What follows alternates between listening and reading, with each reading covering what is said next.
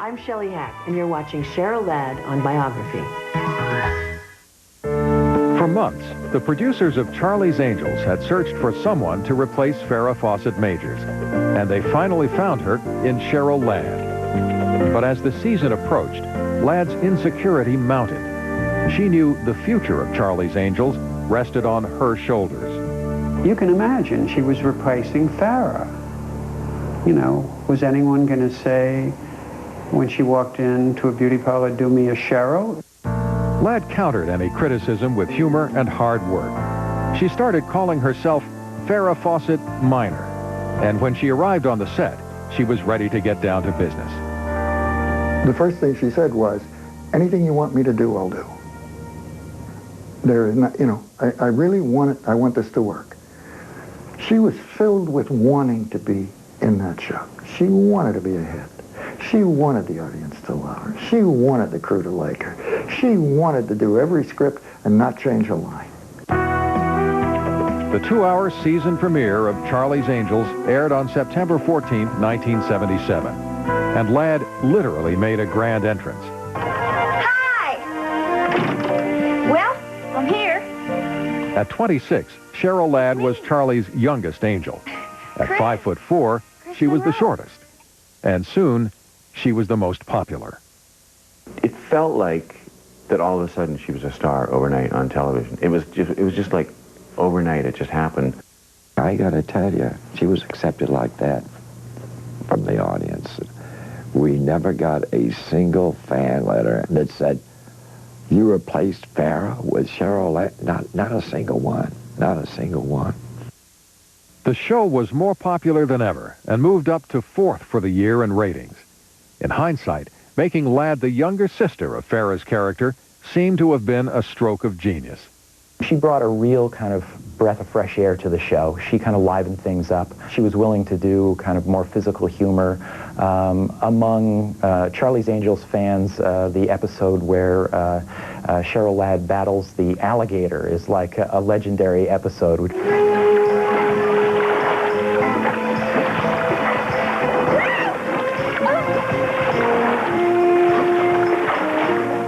But while the on-screen chemistry seemed ideal, off the screen, her fellow angels were not so welcoming. They had been close with Farrah Fawcett Majors, and Farrah's departure had left some bitterness. I wasn't overly warmly received. I wouldn't say that. And there was a really interesting dynamic that had occurred between the three of them that to this day I really don't know all the details of. There was a camaraderie and they had success, but I think when Farrah left, there were some awfully hurt feelings. There was tension with Cheryl there. She was the black sheep, and the girls did not treat her badly, but they didn't welcome her either. They didn't want to share the makeup room with the new girls, so we had to build her a private little makeup room. It was so private and so nice, then the other two wanted one like it. The audience was more accepting, and by the end of the first season, Cheryl Ladd was an established star. But she wanted to avoid getting typecast.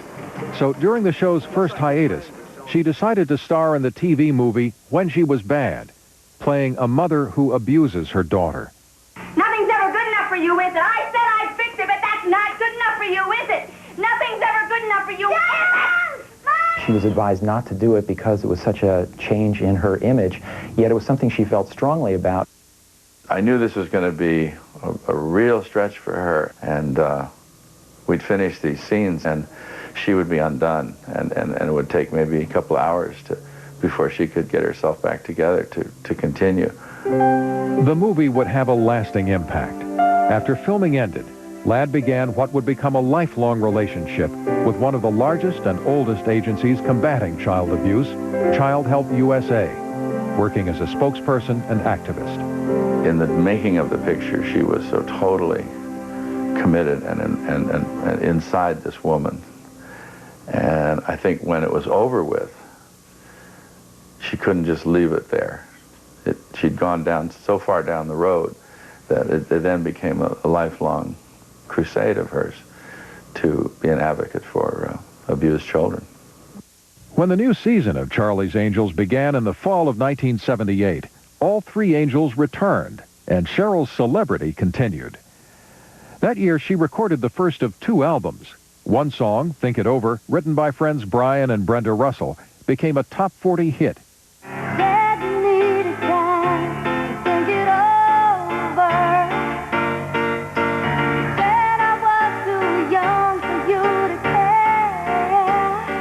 The album shot to the top of the charts in Japan, even beating out Paul McCartney and Elton John. But Ladd's success was a double-edged sword. Her public life was the image of perfection, but her life at home was coming apart. While Cheryl's career was thriving, her marriage to David was languishing. And the hours spent on the set were taking Cheryl away from her daughter. And the most important thing in Cheryl's life from the moment she was born was Jordan. And she wasn't seeing enough of Jordan, and she was seeing Jordan in the trailer on the set and started to feel like she wasn't fulfilling her obligation as a mother, and she was blaming herself. Another reason may have been the changes in Cheryl herself. She had always been the level-headed girl from the Midwest. Now, celebrity seemed to be affecting her in ways she never expected. All your relationships change, and it's in a very unhealthy way. Pretty soon, you can't believe you have to get your own cup of coffee, like, hello. And you don't mean to. You don't mean to get there. You can't even believe you've gotten there. And you don't know how it happened. All of a sudden, you're somebody you don't like. That happens. And there was another problem. At the height of the disco era, Cheryl was getting caught up in the club culture, one that included drugs. I was fortunate because it was such a temporary time for me. I would say about a year and a half of it, and it was like, I'm not happy. This isn't helping. See, at first you think it's helping. At first you think, okay, I feel so much better. And then you go and crash, and it's not better. Nothing's better. In just 2 short years, Cheryl Ladd had achieved the fame she'd always hoped for. But success had come with a price. By the end of the 1970s, it was no secret that Cheryl and David's marriage was in trouble.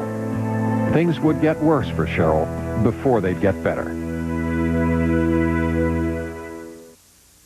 Biography's look at Cheryl Ladd will continue. But first, Biofeedback asks, who is your favorite angel? Log on to biography.com and tell us what you think.